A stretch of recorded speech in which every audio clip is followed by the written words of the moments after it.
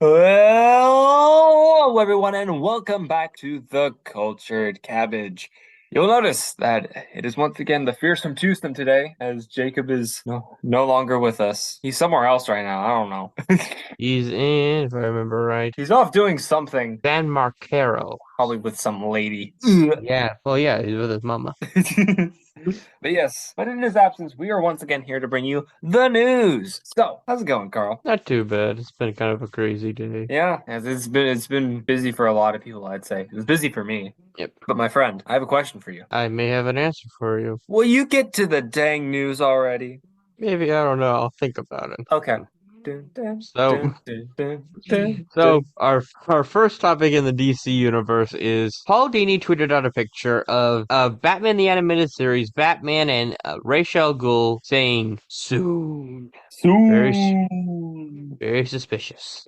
I have the faintest clue. Neither do I. We got a Tom Taylor tweeted out, Dawn of DC is a wonderful, wonderful, positive time for the DC fans. And please ignore the dead Titan on the cover of our Titans issue 2. Now, Carl, I know what you're going to say. No, I'm not going to put the cover up because we actually can't see who the heck this is. I wasn't going to ask you that one. That would have been Oh, okay. really dumb. Shazam! Fury of the Gods is predicted to make $30 million on its opening domestic weekend. And considering the fact that this movie's budget was 150 mil, I believe, somewhere around there. I will look up Shazam! Fury of the Gods. Thank you for that, sir. But I know it was at least over 100 million, and the fact it only made 30 mil in its opening weekend is a yikes. The budget for the film was $100 to $125 million. As of right now, the box office has made $70.2 million. So yeah, not looking too great. I mean, considering the fact that at least it has to double its budget to be considered a success. True, but it did receive a B plus rating from Cinema Scores. So that's like an 85 to 89%. Yeah. The director, David F. Sandberg, on Shazam! Fury of the Gods' underperformance at the box office, he was quoted as saying, "It's not like I saw that this comes as any surprise. I saw where this was heading a long time ago. I'll be alright though. I got paid all my money up front." I mean, dude knows how to do business. Get the bag, get the hell out. Now from a comment from DJ's new favorite person, James James Gunn. Gunn. Someone asked him on Twitter, "Will you work with Margot Robbie again?" He said, "For sure." Now, whether that is Margot as Harley Quinn or as someone else, time I will do not tell. know. Back to Shazam! Fury of the Gods. Shazam! Fury of the Gods director David F. Sandberg does not think they were allowed to call Shazam Captain Marvel in the film, but DC said, "Why not?" The full quote says, "The guys at DC were like, well, man, Marvel has mentioned DC characters in their movies, so why not?" Which is not wrong. They have done that. They've done that at least twice, to my Yep. knowledge. Once in Eternals and once in Guardians of the Galaxy Holiday Special. Yep. I mean, that's just in the MCU. I mean, if we count everything outside of that, freaking Deadpool's mentioned DC like 5 times over the course At of these least. 2 movies. Superman and Lois showrunner Todd Helbring has addressed why John Cryer, who played Lex Luthor in the Arrowverse, will not portray him in season 3 of the show. He was quoted as saying, "We want to do our own stamp on Lex Luthor." And I mean, that's fair. This is a completely different universe now, so I guess it would call for a completely different Lex Luthor. Some people are sad. I am jumping for joy, but I say that in air quotes, fan favorite DC series are about to come to a close as of Friday at the end. On Friday, as part of June 2023 solicits, it was revealed that the upcoming 19th issue of Batgirls and the upcoming 10th issue of Tim Drake Robin will be their respective finales. Batgirls, which will follow in the ongoing adventures of Stephanie Brown's Spoiler and Cassandra Cain, Orphan, being mentored by Barbara Gordon, began December 21st, while Tim Drake Robin began September of 2022. You can check out the full synopsis for Batgirls and... oh, it doesn't matter. So yeah, they're canceling Batgirls and Tim Drake Robin. I don't know the quality of Batgirls, but Tim Drake was... I swear your little cousin Austin could draw better. And he could. He absolutely could. I will also say, though, I mentioned this when when you and I off the air were talking about this. What kind of a stupid name is Orphan? Well, she is an orphan. Yeah, and I'm a human. They don't call me Human Man. No, but you're not a superhero. Hey, if I wanted to be, I could. I sure wouldn't call myself Orphan, though. Do you think Well, Daredevil runs around calling himself Blind Man? no, but Spider-Man did once go around as that bombastic bag man with a bag on his head. I mean, and the Fantastic Four suit. Don't forget that. Yes, but he literally went by the bombastic bag man with a bag on his head. That I was name mean, was literal. that's based. I mean, do you think Bat Deadpool would be as popular as he is if his name was Cancer Man? No. no, but some people get names are popular and some names aren't. Whatever. Why do you think we have a character called the Creeper? Why do you think we have Red Tool? Who do you like better, Red Tool or Red Tornado? Red Tornado. He's at least somewhat original. For all you Snyder fans out there, for one, please shut the fuck up. And Carl, two, language. I don't care. I'm tired of these idiots. I mean, for true. SnyderCon tickets have been officially gone on sale today, as we're recording this. And special guests for the film, for the attending of this event, Jim Lee will release a trilogy poster. He will be showing Batman v Superman, Man of Steel, and Zack Snyder's Justice League. Carl, will you be attending SnyderCon? No, but I understand I know why he's doing this. Well, there's probably two reasons why he's doing this. That being. One, the reason he did do this because I think he did this back in 2019, it was to help raise suicide awareness. So he could be trying to do that again. Which is a good cause. But other than that, he might be trying to say, DC, sell your character, sell the license rights to your characters to the Netflix so I can continue my universe. Which is less noble. Yeah. I don't know. I think the first one is right because he did do that last time, but I don't know about the second half of my crackpot theory. Yeah. The writer of The Flash, Jeremy Adams, hints at a new Super Sons crossover on its way in the Flash book. Why is Damian and John going to be in a Flash book is beyond anyone else's guessing, but I mean, that's not going to be the last of the weird character crossovers we're going to have, so.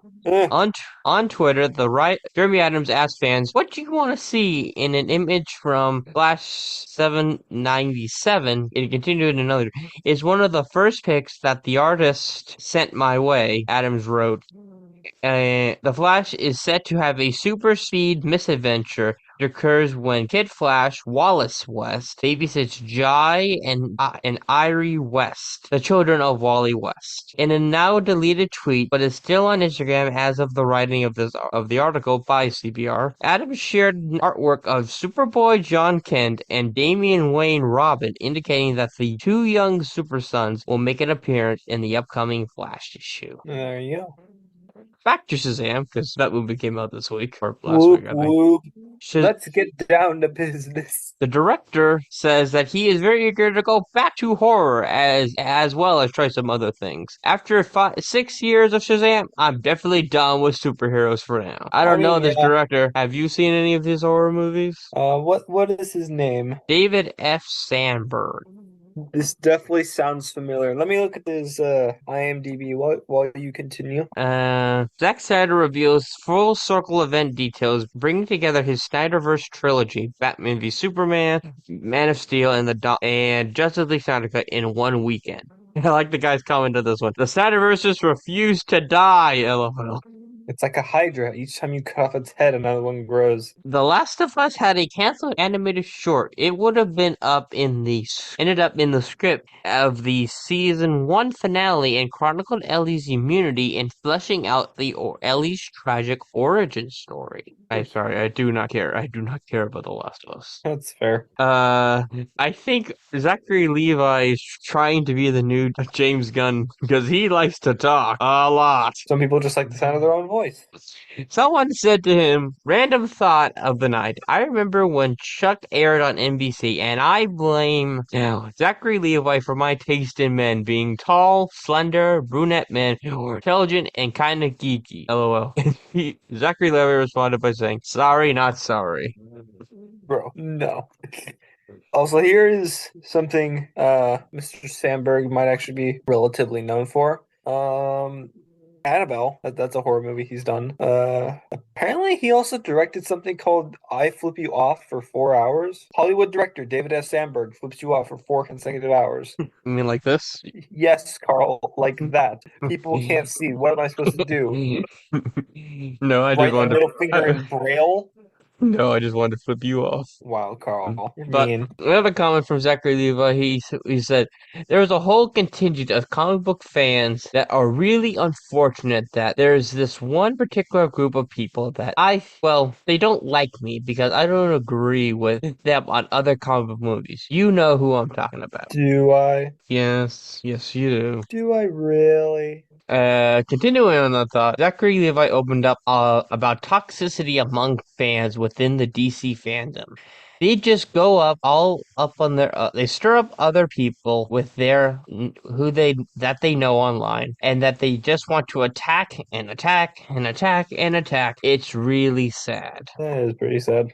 The director, back to the director again, addressed the sequel's mixed reviews. He said, I was still a little surprised because I think it was a good film, but oh well, I got paid. He really doesn't seem to give a crap, does he? Also, for my horror fans out there, this is actually a good movie, in my opinion, that he directed. A good horror movie. Lights Out. It's a good one. Zack Snyder reveals his Army of Dead anime has been installed at Netflix. It went off the rails a bit. See, when you first mentioned this, I thought you were talking about Army of Darkness, like Ash versus Evil Dead, Army of Darkness. But no, this is Army of the Dead. Yep, I did not stutter. Army of the Dead. So confusing. Um, Shazam! Fury of the Gods will be available for digital purchase on April 18th, a mere 32 days after its theatrical debut. Sure, that's neat. So, Zachary Levi like we said, he likes to talk. He also likes to write. So he wrote a book. And there's a quote from his book that someone tweeted at him. He said, the quote from his book said, I hope to share my story is that people who have already experienced similar trauma in their own lives feel seen, heard, and loved, and know they are not alone in ongoing battles. They fight within their own hearts and minds. There is no magic cure for these things, as much as I wish there was one. It's a journey full of ups and downs, victories and challenges, but most importantly, toward loving and valuing yourself and others, as we are are intended entirely and unconditionally. From his book Radical Love: Learning to Love, Accept Yourself and Others, available now for pre-order on Amazon.com. What a statement. Someone responded to him with that quote that said, Zachary Levi said this about his book. Instead of judging us, if he learned a bit about the Snyder fandom, he'd know that many of us have shared our challenges. Snyder's films have helped heal some of our trauma. He missed an opportunity to connect with people. Zachary responded to him by saying, I'm not judging you, brother. I actually love you. I really do. I have no issue with Snyder fans. Heck, I've been to nearly all of his movies myself. My issue is with anyone who wishes to destroy something simply because it's not what they want. That comes from hate, not love. He does have a point on that regard.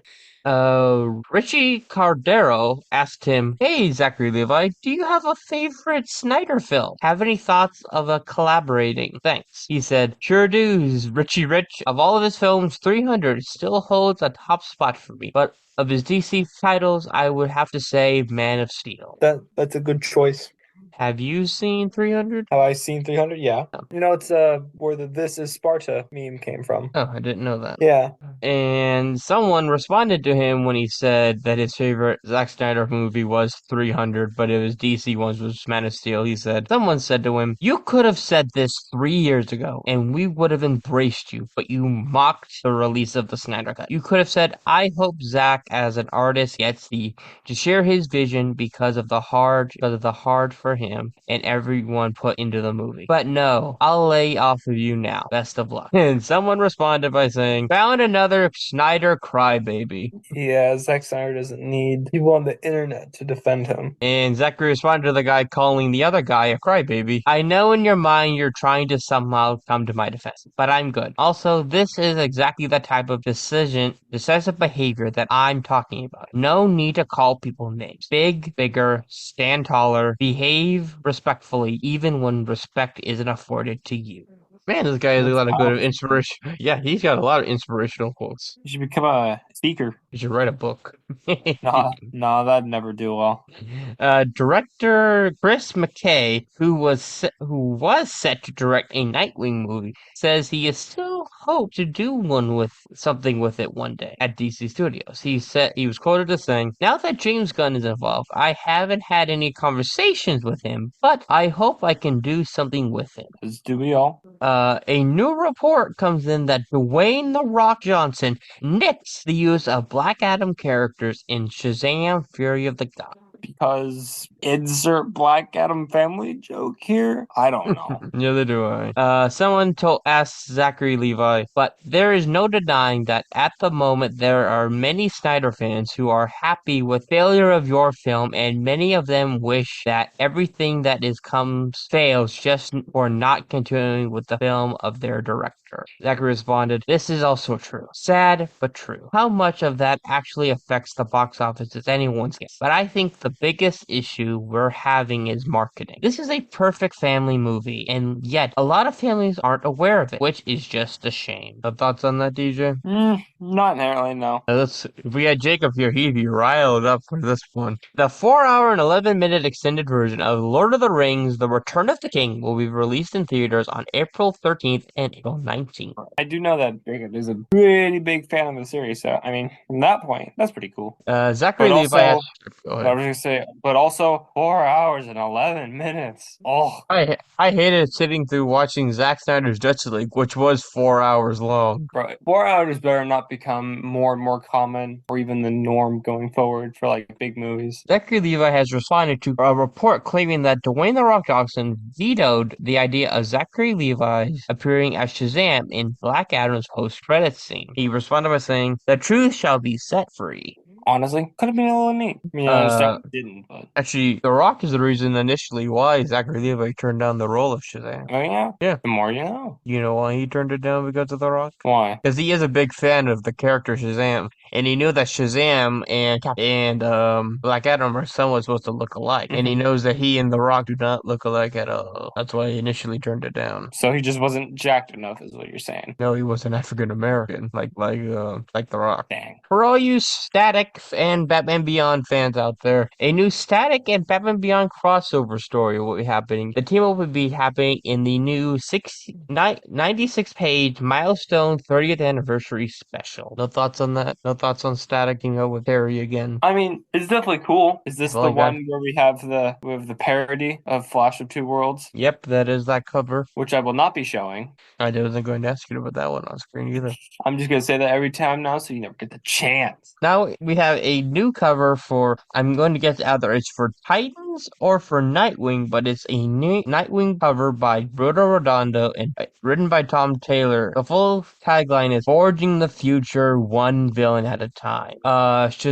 Zachary Levi suddenly confirmed the reports that Dwayne The Rock Johnson blocked Hawkman and other JSA characters from appearing in Shazam Fury of the Gods.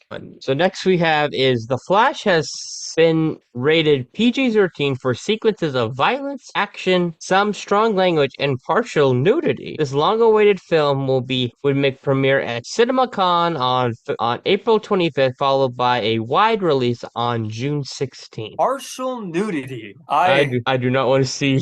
I don't want to see any partial nudity of Ben Affleck, of Michael Keaton, of Ezra Miller, maybe Especially Supergirl. not Keaton. He's probably wrinkly. I wouldn't mind seeing Supergirl. That'd be fun. I don't think you want to see any of Zod though. Nah, I don't want to see him. He's old too. Bunch of old people in this movie. Only two young people. One's a good Yeah. guy, one's a bad guy. Yeah.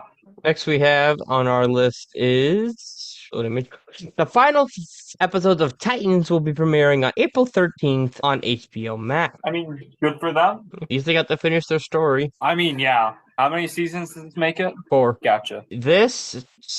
I think, yeah, this is the longest running original DC Universe app project. Yeah. Because the first, let's see, Young Justice went for, I think, 4 seasons, maybe 5? I don't remember how many it went. Okay, I know it got 2 additional seasons, so yeah, it only got 4 seasons. Somewhere 'Cause in it got, between there. The first project I did got canceled day one, so oopsie. What was that, Swamp Thing Yep, something. or Swampy? And then Titans has been the longest with the app's creation. And we got our first look at Tim Drake's Robin costume for the final season. Which actually does not look like a bad Robin costume. It's kind of Arkham Knight-ish. Wait, does that mean he has a shaved head too? No, it's like armored. Oh, okay. I was gonna Yeah, say kind of like. I don't dig the shaved head look. Oh no! Every time I play, if I ever replay Arkham, I'm like, okay, go to skins, go down to Robin section. Which one do I want this time? I want the. Which is your preferred for Robin in that game? It's either the 1 year later, which is his iconic red and black one that's from Batman the Animated. Well, it's more well known for the new Batman Adventures or his Yeah. first appearance one, which I didn't realize was his first appearance until I had owned the graphic novel Death in the Family. Mhm. The other two, I don't remember what the other two look. Oh, one is a Burt Ward Robin costume. What is the other one? There's a few others. I don't remember. Did they keep like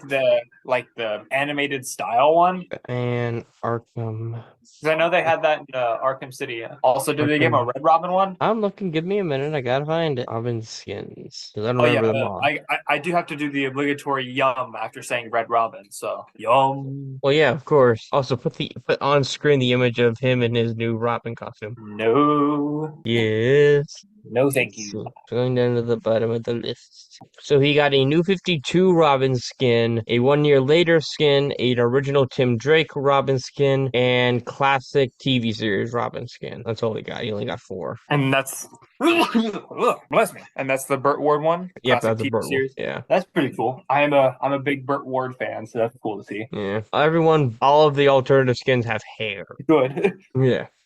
Next we have on our list is Shazam director David F. Sandberg has reflected on Henry Cavill's scrap cameo in the first movie. He said, "When we were shooting that scene, we were like, well, Henry's not going to make it on this day." But I guess that's why they cut his head off. They're sort of like, shh, can't show up. We don't have him. We got some news from Batman the Animated Series' Twitter account that said, "Sad news. It has been said that Michael Reeves has passed away. Writer and author, among his numerous work, he wrote several episodes of Batman the Animated Series and other animated series and books. Thank you for everything, sir. You will be greatly missed." That's pretty sad to hear. Let's see what kind of stuff Michael Reeves has written. Well, Batman the Animated Series. Okay, don't be a smartass. Like I said, that's my job, not yours. Okay, come on, IMDb. Okay. He wrote for. Oh, God. That was a horrible movie. What? Batman Mystery of the Batwoman. Bro, I had that movie on like DVD for the longest time, and I never watched it. It's not a very good movie. It just looked weird. I don't know, something about it. Let's see what else. A lot of stuff in the 90s, which makes somewhat sense. Well, yeah. Like, he worked on 5 episodes of the Incredible Hulk cartoon, 3 episodes of Spider-Man and His Amazing Friends. Oh wow. Okay, I'm looking for more than one or two episodes. He worked on, I guess, 2 episodes of Superman, the animated series. He worked on 19 episodes of the 1998 TMNT cartoon. Okay. He was one of the writers for, he wrote the screenplay for Batman Mask of the Phantasm. I mean, that's a goated movie right there, so props to him for that. Yeah, he has not run a lot. Like his big stuff was in the late 90s, early 2000s. But yeah, sad to see him go. Yeah, it's very sad. Someone called Shazam Fury of the Gods out for having a different woman stand in for Gal Gadot in the post-credit in the ending for Shazam Fury of the Gods. And the director responded to him. Oh, so someone grabbed that thing and said, "Wait, I thought WB was trying to save money." And the director of Shazam tweeted out, "We shot that scene with Taylor to figure out what coverage we needed to get with Gal since she could not make it to Atlanta. Taylor's body with the wizard's head on it. There is absolutely no deep faking going on. When you see Gal, it's 100% her." Interesting. I don't really have any special thoughts on that, but So you might have some thoughts on this one. Justin Rowland has made a statement on being being exposed as okay, there it is. Now the sentence makes somewhat sense. Jason Rowland has made a statement after being exposed for his abusive and predatory behavior. He was quoted as saying, "I have always known that these claims were false, and I never had any doubt that this day wouldn't come." His full statement actually says, "I have always known that these claims were false, and I never had any doubts that this day would come. I'm thankful that this case has been dismissed, but at the same time, I am deeply shaken by the horrible lies that have been reported about me during the process. Most of all, I am disappointed that so many people were so quick to judge without knowing the facts, based solely on the word of an embittered ex trying to pass by due process and get me canceled," in air quotes. That may have been successful and even partially is shameful. However, now that the legal case has ended, I am determined to move forward and focus on both my creative projects and restoring my good name. End quote. It really wasn't the case of people just jumping on the man before he even really got a chance to defend himself, which, is a sad state of affairs of just how it is now, but still. I feel like I've read this story somewhere before, DJ, haven't you? It's on the tip of my tongue. Oh, I know. Colombo. Wait, no, that's wrong. Are you sure Come you're on, not Carl, thinking help of me out here. sure you're not What? thinking of Johnny Cash? Was it a Johnny Cash? No, it was a John. It was a John. Dina, but you couldn't see him. You don't know who we're talking about. Yeah, Johnny Depp. Yeah, yeah. Same thing happened to him. Same thing happened to what was his?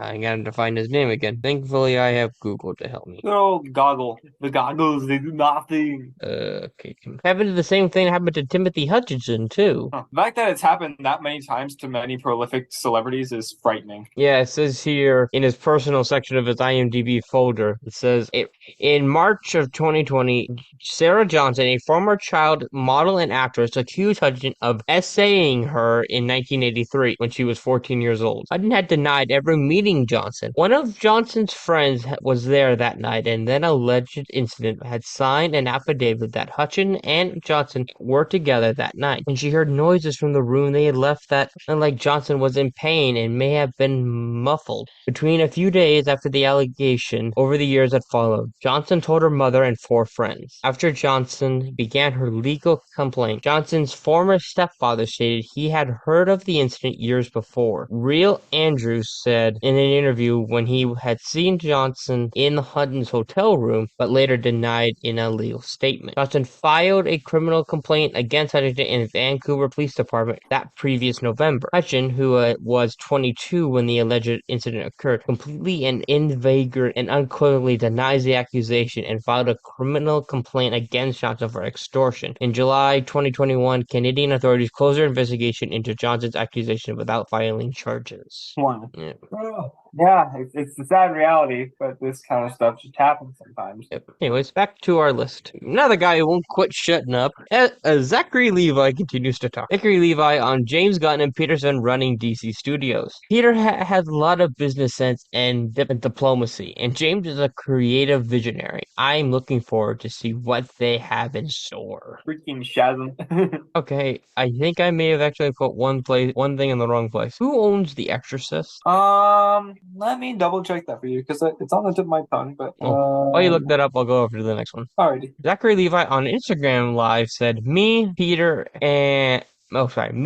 and Peter Seven have an awesome end credit scene with Hawkman and Cyclone, but they got sacked last minute. People are flagging on James Gunn because we had to pivot to spoiler. I shared the story on Instagram just to end fake rumors. Anything on who owns The Exorcist yet? I'm getting conflicting stuff. I'm assuming you want the company who owns The Exorcist, yes? Yes. That would be, as of right now, Universal. Okay, then I need to move the topic. Give me a minute. Yeah, because it's jumped between Warner Brothers, 20th Century Fox, and Universal. Okay, let me move this topic to a different place real quick. Give me 1 second. Move you there, then there. Move here. Yes, move it. Perfecto. Yep. Joker 2 is set to film an explosive scene outside of the Manhattan Criminal Court this weekend, which is where a jury is currently awaiting to set a verdict for Donald J. Trump.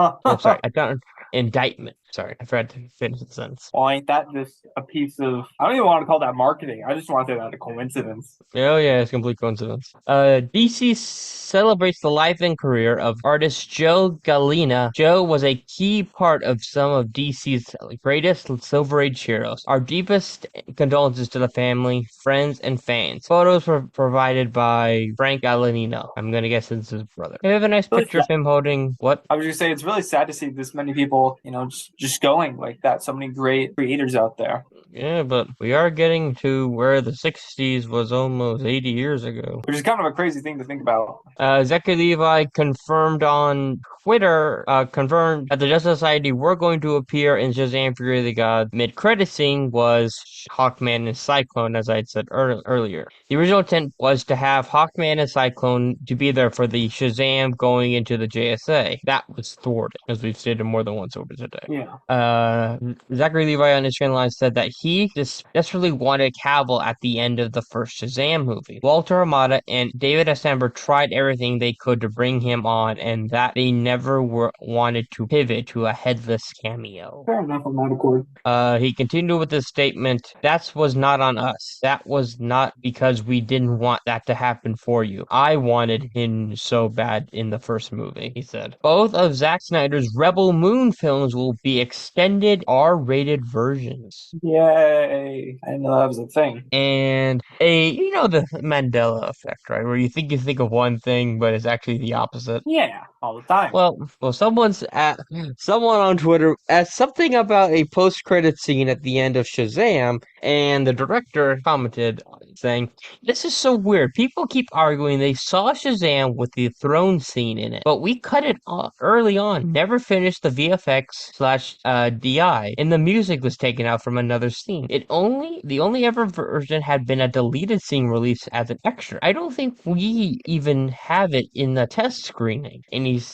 And he continued in his statement, I don't know why this has become a thing again. People keep insisting that we've seen the film with that scene in it. No such version exists. Please go ahead and prove me wrong. You won't be able to, though. And I just enjoy seeing people lose their mind over it. Okay, so someone said that to him in March of last year, and he just responded to it again because I guess people Huh. keep commenting on it. You were just saying that there's this scene that was cut early on that they just claim is still in it. Yes, but that is all for our DC news for the day. I'm going to hand my Alrighty friend DJ to the Marvel Universe, which Grant Morrison theorizes on the outside of the source. I mean, honestly, that would actually be kind of cool. Grant Morrison. But then again, Grant Morrison is an absolute mad lad. So what can we believe from him? But yes, let me pull up my Marvel topics right now. Alrighty.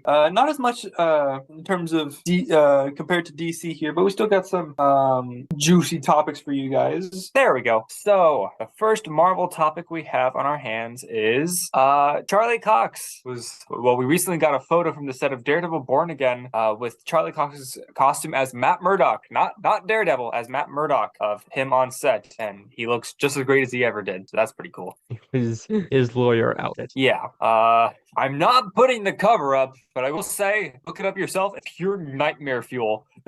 I already did our put this on screen joke already with you know what? I'm Robin outfit. I'm saying it because it's worth it. Sins of Sinister Dominion. Yeah, this cover is absolutely insane. According to Insomniac's lead engine programmer, Elan Ruskin, I believe that's it. Spider-Man 2 and possibly Wolverine will feature brand new dialogue technology, which will be showcased at E3. No, the one that's not E3. Oh wait, no, the PlayStation Showcase. So why would it be at E3? Why would it be at E3? None of the three major publishers are going to be there. Only indie ones. At the PlayStation Showcase, which is not E3. Oy vey. Yeah, this year's E3 is going to be very boring. It's going to be, the beginning of a Western, when you see it walking, you see the tumbleweed. That's going to be E3 this year. We have an exclusive interview from excuse me, Chip Zdarsky's Red Fist saga makes Daredevil a target of good and evil. Here's he is fighting Spider-Man, or is that Iron Fist? I think that's Iron Fist. Yeah. Well, it is called the Red Red Fist Fist. saga. It would make sense. It would be him. Hey, you know, And that's not even Matt. That's that's Elektra. Elektra. That's Elektra. Actually, that I could mean, be Steel Serpent. I mean, he has the color scheme, and he's an Iron Fist villain. But regardless, here's the interview for Mr. Zdarsky. okay, I have a question for you, DJ, before you get into the interview. Yeah, sure. Would you rather be CBR or would you rather be Sadarsky? And we read these like we're in the conversation ourselves. Okay, you be the interviewer, and I'll be Zdarsky. Okay. The Red Fist saga has been about Daredevil fighting the Hand on a global stage, but it's also been about Matt having the resources to confront and change the broken system he regularly runs afoul as a lawyer and a street level hero. Which struggle is proving more difficult for him and why? Well, one is possibly wait, no, one is possible, and the other ultimately isn't. Fighting the Hand is direct. Changing how the world rehabilitates prisoners isn't. What he's got with the Fist compound is a test case to see if it can be done. Would anyone listen to him if he succeeded? It's a bit of a fool's errand, especially since it stemmed down from breaking prisoners out and becoming a wanted man himself. He'll have to answer for that. Matt is above all laws in his head, except for the ones in his heart. Matt's not just confronting the broken and the powerful system. He's also punching back against the ideal of fate. What's like for a character like Daredevil who has been so tied to things that like faith in a higher power and the law to confront fate? Fate and faith go hand in hand for a lot of people because that's a plan, right? God knows all, which means things unfold in the way he designed them. You will still have to make those choices even if the outcome isn't predetermined. You still have to live your life without full knowledge of how things will unfold. So I think Matt putting his faith in higher powers in a higher powers plan for him makes sense. It's the wrinkle of his old friendly god, friend Godly. Wait, that's a weird way to phrase a sentence. His name's not Godly, it's Goldly. Goldly. Oh, that makes that makes more sense. The one who has the power to cause God's plan to happen and makes it more of a conundrum to Matt. One of the most interesting aspects of the Red Fist saga has been the villains who've been getting a shot at redemption. Which of these characters are you enjoying writing and why? Which of their numbers will set up into the spotlight in upcoming issues? Well, that's a good question, Jim. He didn't say that. But honestly, I wish there was more. I wish I had more time with them. There's the push and pull of keeping the story moving versus fleshing out characters more. And I'd love to spend more energy on all the reforming villains here. Bullet is great. Also enjoy the conflict in Agony and the Terror of Stegron. Also, we talking Agony is like the symbiote Agony. That would be interesting. I don't keep up with Daredevil. And I don't keep up with Daredevil or Venom. You don't keep up with the symbiotes? They give me headaches. Me too.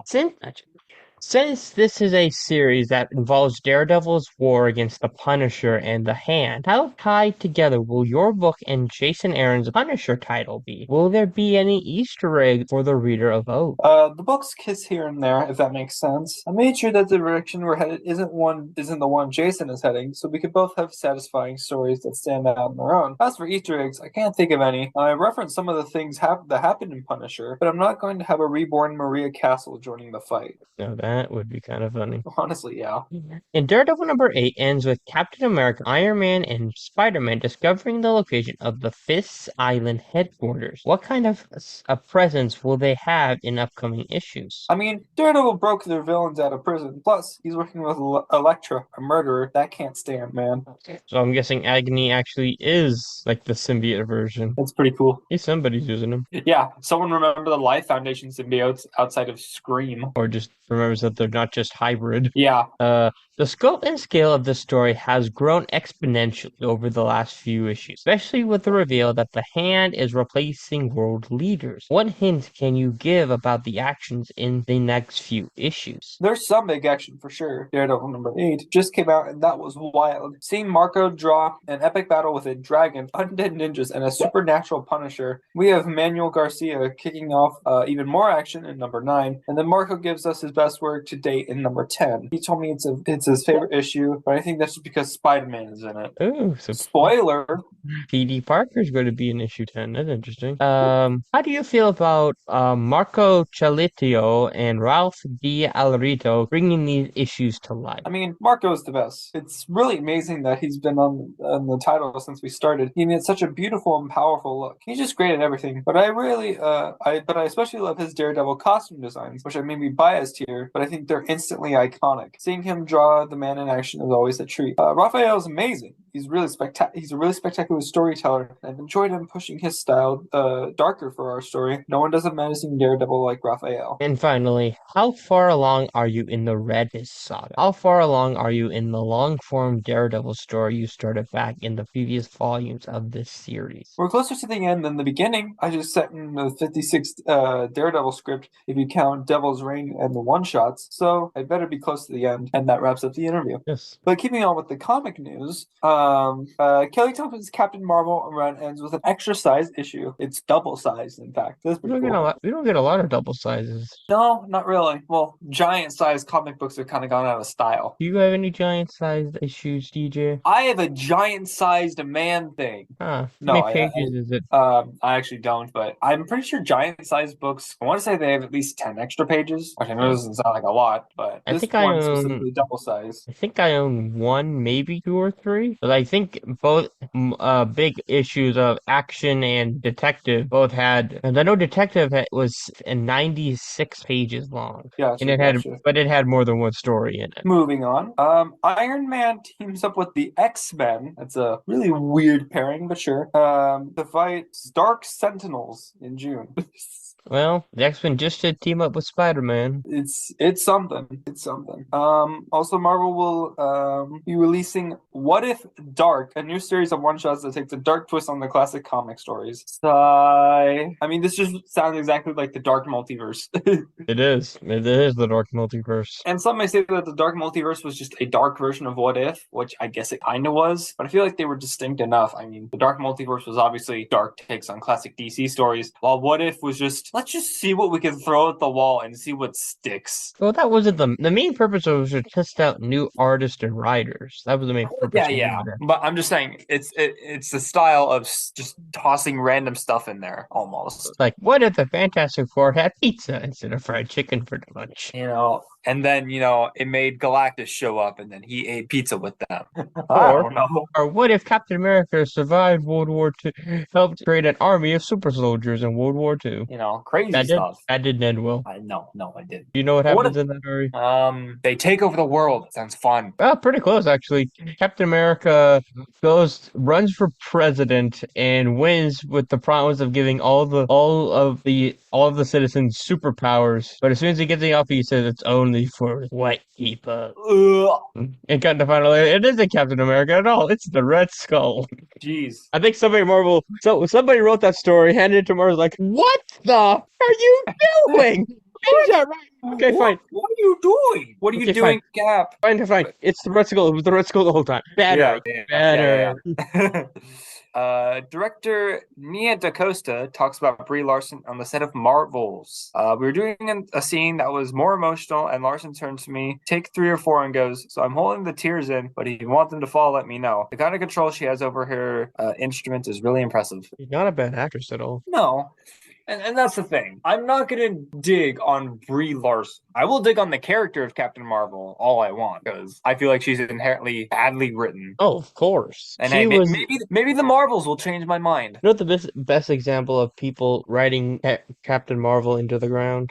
Civil War 2. Pretty much. Because you can see the arguments for Tony and Captain America in Civil War 1. Tony wants to keep the world safe, but Cap wants to keep everyone's freedom. Civil War 2. You know who the bad guy is. There is a pretty clear good guy and a pretty clear bad guy. Good guy, Iron Man. Bad guy, Captain Marvel. Yeah, that was a bit more.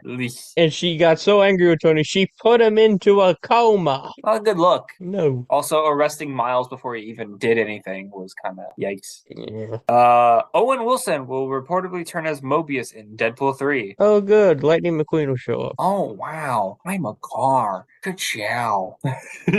Let's see. Marvel Comics honors George Perez's legacy with new variant covers, kicking off in June. Yeah, he was one who helped draw some of the not the original, but later on in the Avengers series. That's pretty cool. And just when we stop talking about stupid symbiotes, the summer of symbiotes will be coming. Don't have a date, just this summer to celebrate Venom's 35th anniversary. And You this, can't you can't read at all. oh, this May. Well, There you go. I just saw celebrating 35th anniversary, and then I looked down to see if there was a date. Yes, it's in May. Not a date in May though, just it's in May. Well, that's probably because it'll probably be throughout the month and the rest of the summer. That's why it's called the Summer of Symbiotes, and that's why And they're this in beach outfits. Very Yeah, sexy beach. this cover is absolutely bonkers. If you didn't tell Again, me any better, I would have thought Jim Lee had drawn this. again, I'm not putting more stuff on the screen. That's too much work for me. Editing DJ doesn't want to do that. But I just wasn't to going to ask you for that one. That would be a little racy. yeah, but to pretty much put it simply, it's a death metal album cover with Eddie Brock holding a disco ball. Oh no, it's a volleyball. Never mind. Along with, I believe that's his boy Dylan. Carnage is having a great time in the background. Symbiote Mary Jane, Symbiote Black Cat, and that Symbiote No idea. blonde lady. Even though that's definitely not Gwen Stacy. Be weird if it's Silver Sable. That'd be Silver interesting. Sable, and we also have the Red Goblin back here too. Yep, and a It's bunch of absolutely other. insane. Yeah. So it said, let's try to compete with Dark Knight's Death Metal for who can make the raddest metal cover. Exactly. Like, Carnage and Batman Who Laughs are just like in a dick measuring contest. Lawrence Fishburne has let's slip that he's slated to return to the MCU and will voice Bill Foster in What If Season 2. So maybe he'll be playing Black Goliath? I mean, He said he's going to be playing Bill Foster. Oh, I'm just saying, are they going to introduce Black Goliath? Because obviously in the movie in Ant-Man and the Wasp, we didn't see him actually become Black Goliath. No, what I know a little bit about Lawrence Fishburne, he's not a guy who likes to do franchise. And that's obviously fair. But hey, maybe we'll see him don the costume. Because I really knew him. I knew him from he portrayed a character on the CSI show. He was barely on that show for a season and a half, maybe two. Yeah. Also, Carl, for this Yes. last Marvel topic, I could use some backup here. Sure.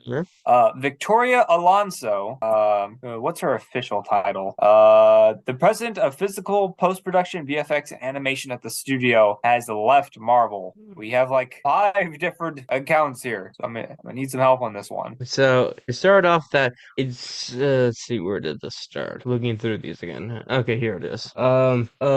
It was reported that she was reported to be the singularly responsible for a toxic work environment at Marvel's VFX department. She would reportedly be given work to teams she liked, but if you pissed her off in any way, you were going to be frozen out. But someone contradicted that statement and said one senior VFX artist has dismissed reports of her creating a toxic work environment at Marvel's VFX artists. Additionally, 3 different up-and-coming MCU actors anonymously agreed with Alonso was very supportive force on set. And people thought, why did Kevin Feige fire her? Reportedly, he didn't. It was Disney who fired her, not Kevin Feige. So the higher ups at Disney wanted her to go. Yeah, but they thought she was fired from her position. Sorry. The decision was made by a guy named Alan Bergman, and while Kevin Feige was not involved in the process, he ultimately did not intervene in her termination. And let me find another different one. What's this one say? Apparently, she continued to what? Sorry, I was gonna say this just seems like a very messy situation. Later we learned that she was fired from Marvel Studios after she continued to work on and promote. That is a word I do not know how to say. For DJ, if you want to help me, it's on image 6251. I got you, pal. I got you. I am. Victoria Alonso was fired from Marvel Studios after she continued to work and promote on Argentina in 1985. After she Argentina.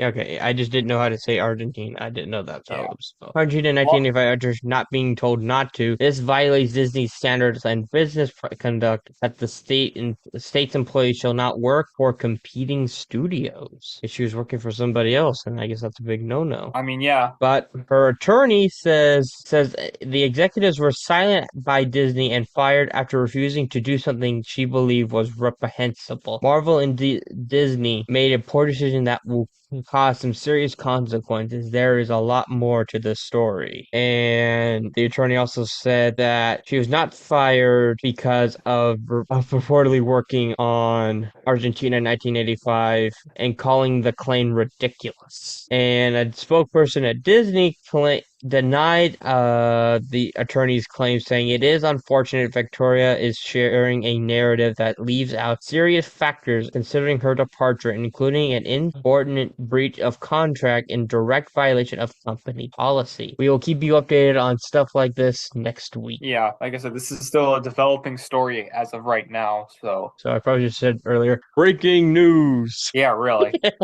Still, it's just messy all around. This is why I don't plan on ever working for Disney. Oh, you don't say. Was that your first red flag? No, I don't want to work for Disney, don't want to work for Warner Brothers, don't want to work for Universal. They give me headaches. No craparola. Speaking of Disney, coming back to me, because now there's only two of us. Yes. There's going to be a 4-part docuseries about Ed Sheeran released on May 3rd on Disney Plus. This title of the thing is Ed Sheeran plus the multiply, sum, divide of equals its minus all. That can go up with Harley Quinn and the Fantabulous the Birds of Prey and the Fantabulous Emancipation of one Harley Quinn. There you go. Yeah, I don't know why this has math symbols in here. Yeah, it's probably some kind of artistic yeah, I got nothing. And we got our first look at Brandy as Cinderella in Disney's Descendants: Rise of Red. I didn't know they were still making Descendants movies.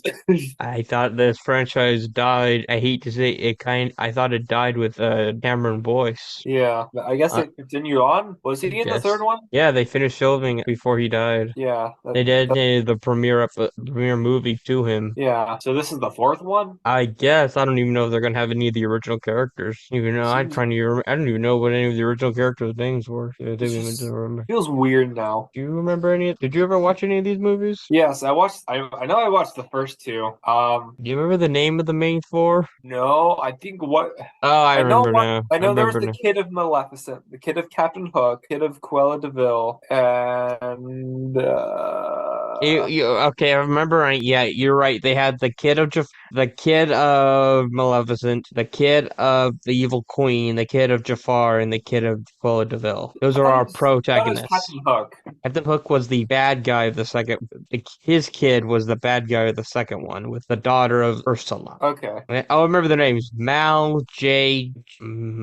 I had two of them. I have two of them. This is a fuzzy memory from like 2016, so forgive me. Let's see. Yeah, Carlos and Sophie, I think was her name. I can believe that. I think it doesn't matter. It don't matter what their names were. But now on to Star Wars. It actually had some news this week, unlike usual.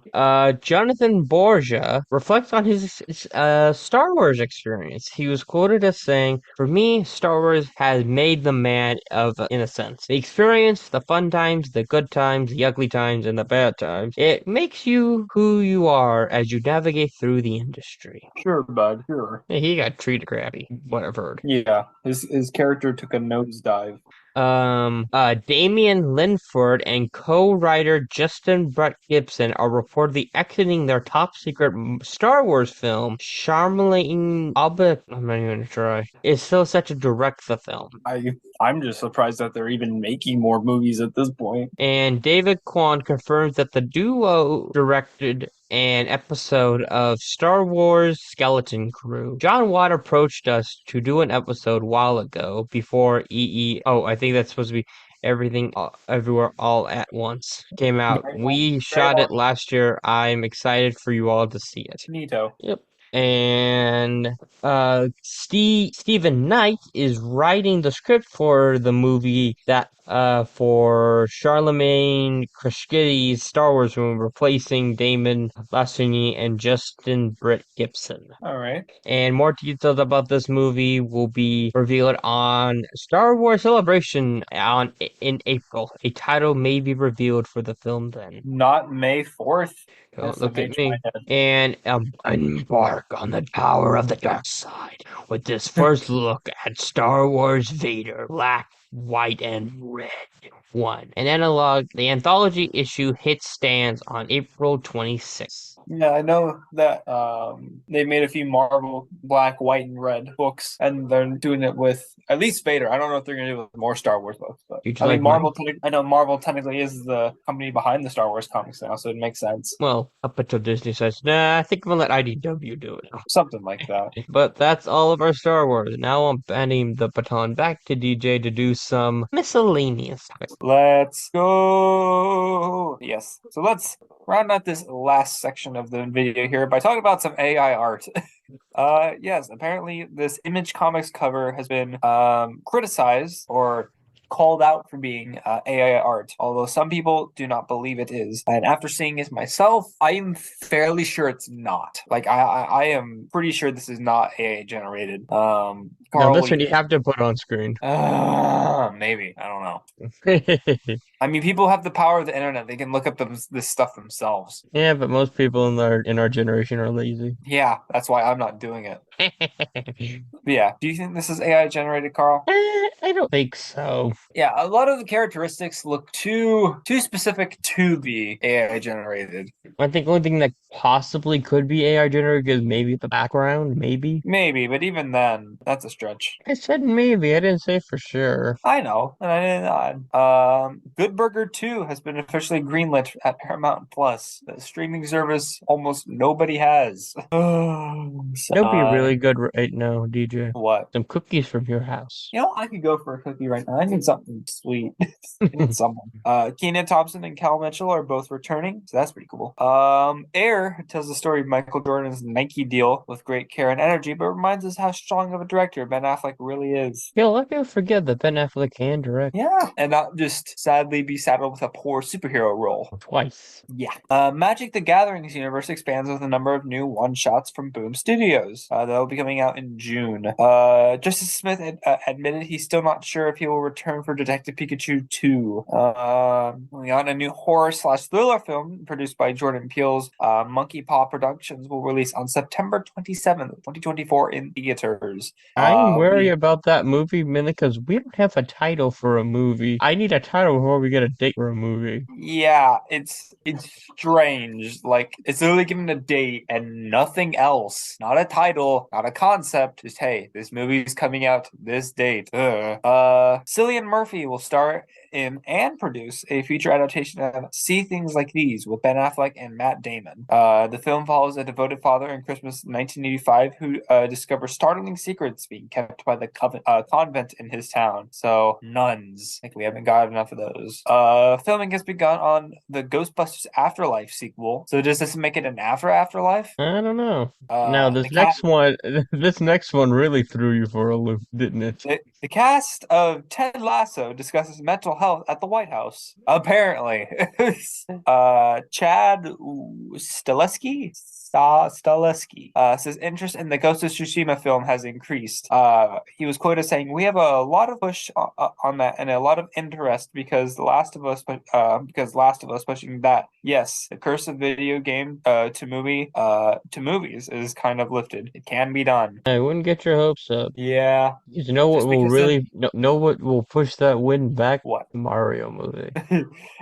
Honestly, the Mario movie is going to be make or break for the genre. If it's good, then hey, maybe it'll continue going forward. But if it's bad, ooh boy, the movement will be sent back 10 years. And not even Sonic 3 will fix it. Nope. Ben Affleck's Air has potential to dethrone Ford versus Ferrari as the go-to dad movie of the modern era.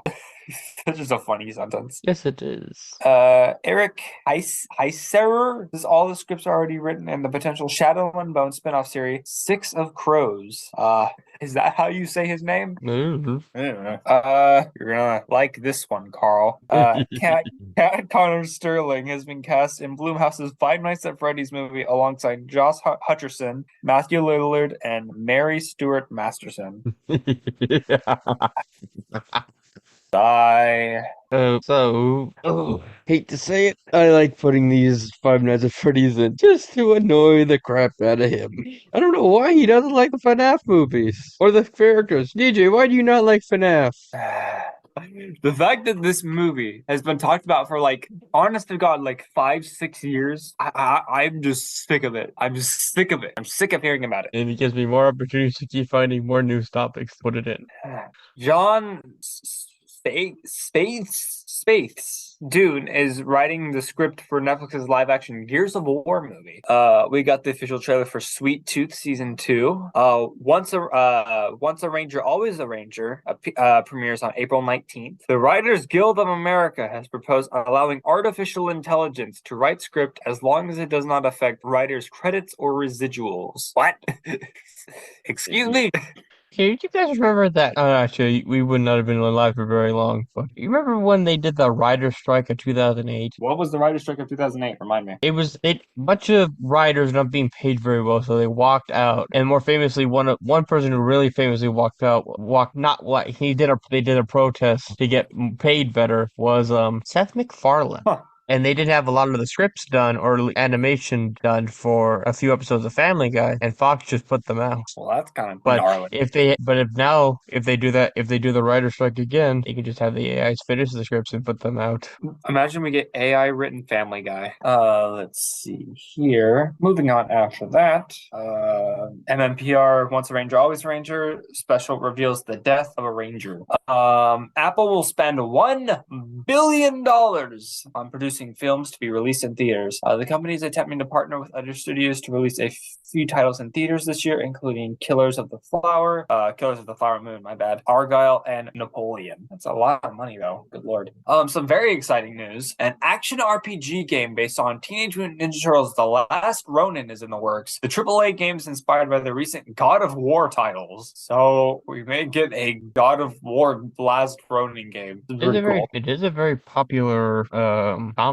Oh yeah, I mean, it kind of did what for the Turtles, what Old Man Logan did for Wolverine. So yeah, I'll definitely be looking out for that one. The reveal trailer for Lego 2K Drive has been released. The game releases on May 19th, and don't tell that to Kane. So yeah, a remake of Alfred Hitchcock's Vertigo is in the works. Stephen Knight is writing the script. Robert Downey Jr. is eyeing to star in the lead role. I feel like Robert Downey Jr. can't leave superhero projects alone. He's in everything now. Like he's got his finger in a ton of pies. Tommy Wiseau unveils his follow-up film to The Room with Big Shark. Let's go. Oh, hi, Ma. Linda Blair is to reprise her role as Reagan McNeil in David Gordon Green's The Exorcist reboot. No more Skittles in California? Question mark. A new bill would ban the popular candies such as Skittles and Nerds, as well as other processed foods that contain chemicals linked to health problems. Henry Golding, Daniela Melchior, Numi Rapace, and Sam Neill star in the trailer for Assassin's Club. Man, these names get harder each week. I believe millennials. I want to know what Pokemon Horizon. Oh, go ahead. I was gonna say. Gotta love millennial names. Oh God. Pokemon Horizons has just got its official trailer. The UK CMA has updated its provisional findings. The Microsoft and Activision Blizzard merger will not result in a substantial lessening of competition in relation to console gaming in the UK. So this is a major step towards closing the acquisition. Bunch of business words. Funko has laid off most of Mondo's staff and no longer will make Mondo posters. Big sad. Millie Bobby Brown is writing her first novel, which will release on September 12th. The novel, titled 19 Steps, following an epic story of love during World War II, is inspired by her own family history. Interesting. John Hamm has been cast as Coach Carr in the Mean Girls musical. What's with bloody musicals? Hey, musicals will save the world one day. And Bob is my uncle. Kumail Najani, Patton Oswalt, James Acaster, and Emily Allen Lind have been cast in the Ghostbusters Afterlife sequel.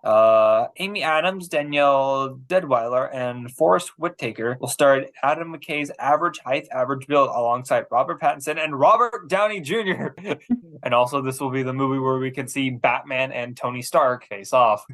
Like we just saw Killmonger versus Kang. Exactly. The film follows a killer who gets into politics to change the laws to be more murder friendly. That sounds like such a funny concept. Jonathan Majors was reportedly arrested this weekend on charges of strangulation, assault, and harassment. His rep claims he's done nothing wrong. We look forward to clearing his name and clearing this up. So that's another topic we'll be following closely as we Okay, get DJ, to. I have a question. What's up? I remember you doing image 6129, 6233, or 6258 and 6263. 6263. I'm getting to those. I'm gonna wrap it up with, once again, like we did last week, the wrestling news. Okay, you didn't answer my question of 6192. Let me double check that. 6192. 6192. 6192. That would be. Can you direct me to which one that is? Because I can't find it. It's after the Good Burger one. Oh, here we go.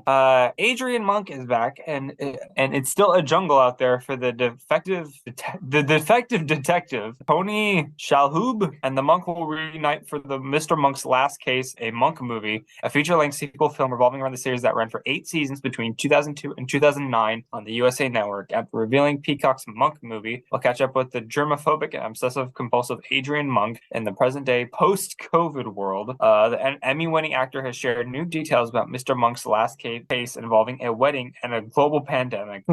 What's with reviving these, 2000 series for a movie? Fans petition, they get what they want. Has it really come to the point where that's the nostalgia now? 2000s? Oh yeah, that's when people were in their heyday. Crazy, man. Crazy. Pretty soon we might get a Spy Kids reboot. Oh gosh. No, we already got that. It's called Ant-Man and the Wasp: Quantumania. Yeah.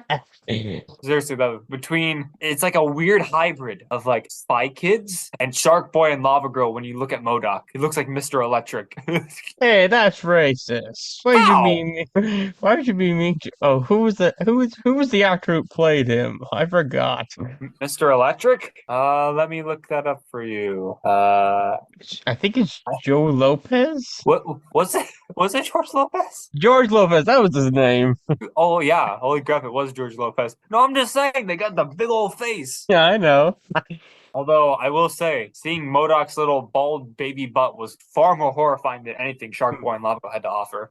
Oh yeah, I guess spoilers for Ant-Man and the Wasp. You see MODOK's big baby butt. It was weird. I didn't like it. Made my skin crawl. But like I said, moving on to the wrestling news we have today. Last week I mentioned all the matches that are currently set for WrestleMania 39, which will be taking place next Saturday and Sunday in Hollywood, as the tagline is WrestleMania Goes Hollywood. Let me double check my sources for any more wrestling news. Like I said, that's a he department, not a me department. Oh yeah, this is definitely a me thing. AEW reportedly considering changing its venue for its upcoming pay-per-view All Out. I don't have any specific details on this, although they're thinking about changing the venue, so that's interesting. There's a lot of talk of Brock Lesnar potentially leaving the company or taking some time off after WrestleMania. Randy Orton will be in Los Angeles for WrestleMania weekend. The injured star may be potentially making his return at WrestleMania. Let's see here. Conan was announced being the man who will induct Rey Mysterio into the WWE Hall of Fame. I personally thought it was going to be Psychosis, but oh well. And current WWE star Alexa Bliss was under the axolotl mask on The Masked Singer. So I guess that's some fun. And that's about it for the main stuff, other than Rousey potentially getting a spot on WrestleMania. As of this recording, it'll probably change. But other than that, I feel like that's the majority of our news that we have. Yep. Was there anything else you want to say before we wrap this up, Carl? No, I've gotten our 2 jokes in. Yeah, we gotten all our stuff in, brother. Yes, we did. Alrighty then. Then on behalf of my friend Carl, it's just Carl. Carl Yep. this time. This is your favorite Southern California son signing off. Bye bye. Peace, y'all.